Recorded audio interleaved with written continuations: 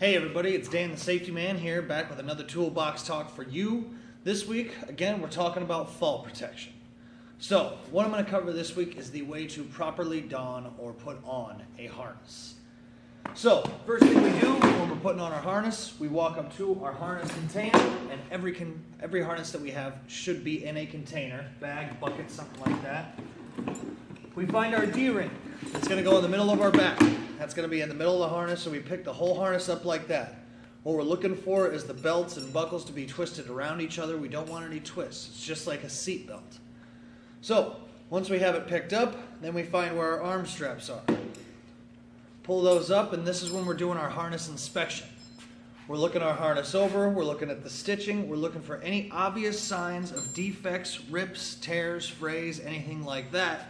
That is going to tell us that our harness is not okay to use that day. Now, the next step of this process is to put the harness on like you would a jacket. Take one arm over, find your other side, arm in, hook up my chest belt so it doesn't slide off while I'm doing my legs, reach under, get my first leg around, hook up this side, other leg around, hook up that side.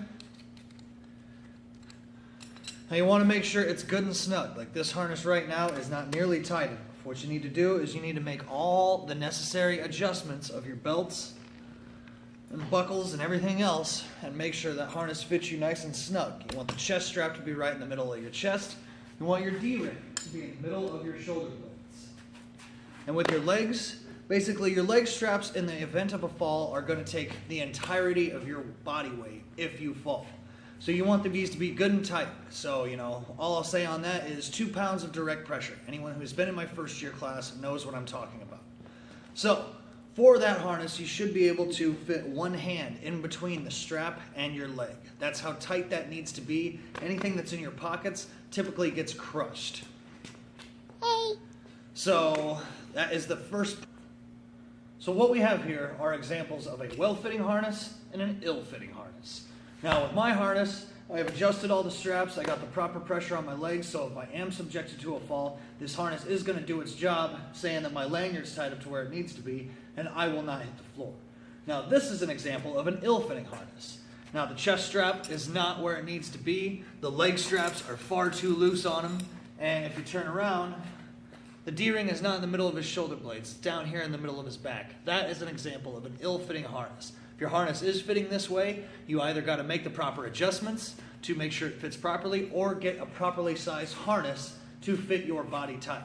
There are several different types out there, so if you feel you need a fall protection assessment on your job site to get the proper equipment to maintain your safety on the job site, let me know and we'll make sure that gets to you. It's supposed to do. Now, if my man here is subjected to a fall and he falls, things are going to go up in his face. It's just going to be generally uncomfortable for him. Zeke, was that comfortable? No, it hurt in my neck. All right, we won't do that again. So, once you're done with your harness, at the end of the day, you want to make sure you properly store the harness. Get off the table, get off the table.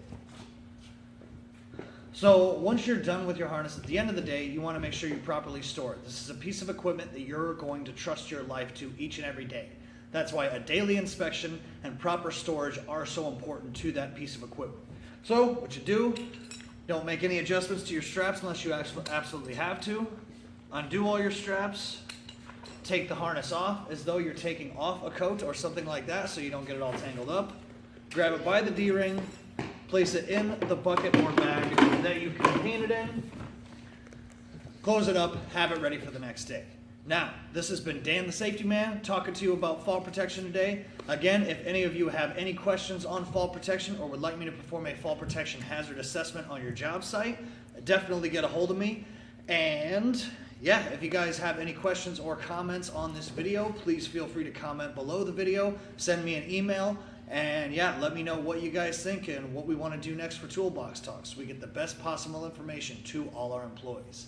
This has been Dan the Safety Man. We'll see you later.